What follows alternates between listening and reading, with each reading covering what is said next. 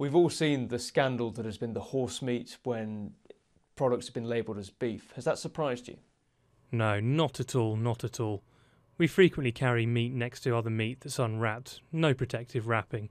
So cross-contamination where things are stacked one on top of the other. And again, there's no wrapping protecting them, it's just lumps of nondescript meat. In a lot of cases, there's no labelling at all, where the person that's receiving the product sometimes struggles to identify it. If there's a multi-line order, if there's 3 or 4 different types, they'll struggle to identify which meat it is, and sometimes they'll have to refer to the weights of the pallets being outlined on the delivery note, or I've even seen cases where they had to smell it to try and identify if it was lamb or beef. Now there's a document called the CMR, which is a document that meat that comes from outside the UK and other products has to have with it. What's your experience of whether those CMR documents do stay with the loads? I say most of the deliveries of meat don't come with that paperwork. They come with a scribbled, handwritten receipt out of a duplicate receipt book, or something like that that's been attached to a piece of A4 paper and photocopied. And those sorts of notes may have the product described just literally as meat, frozen meat.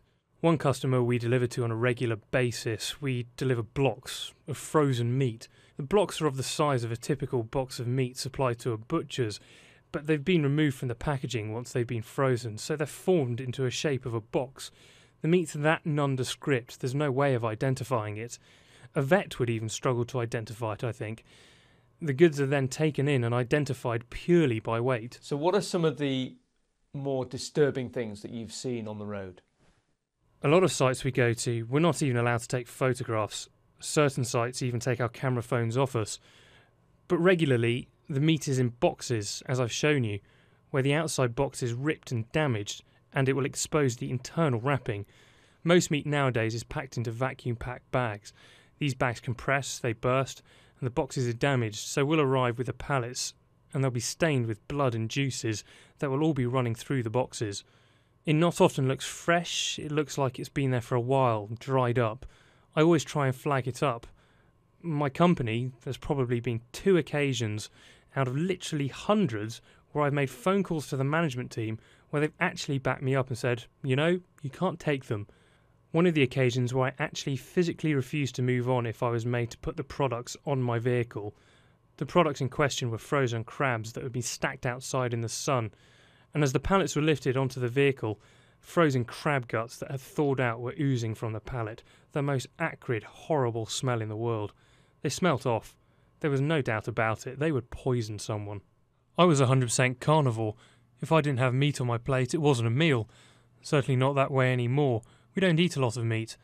The meat we do eat, we tend to pay a little bit more and have a little bit less, because it's so scary. It's so scary.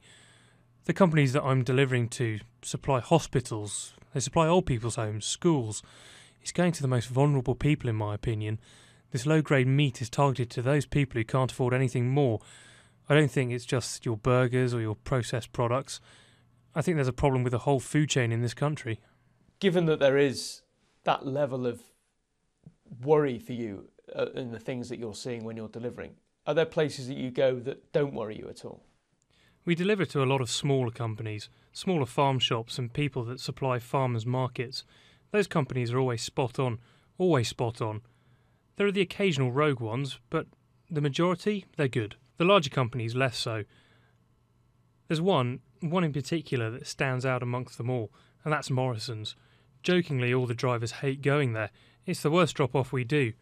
It can put an extra 3 or 4 hours on your day, just simply because the procedures are so strict.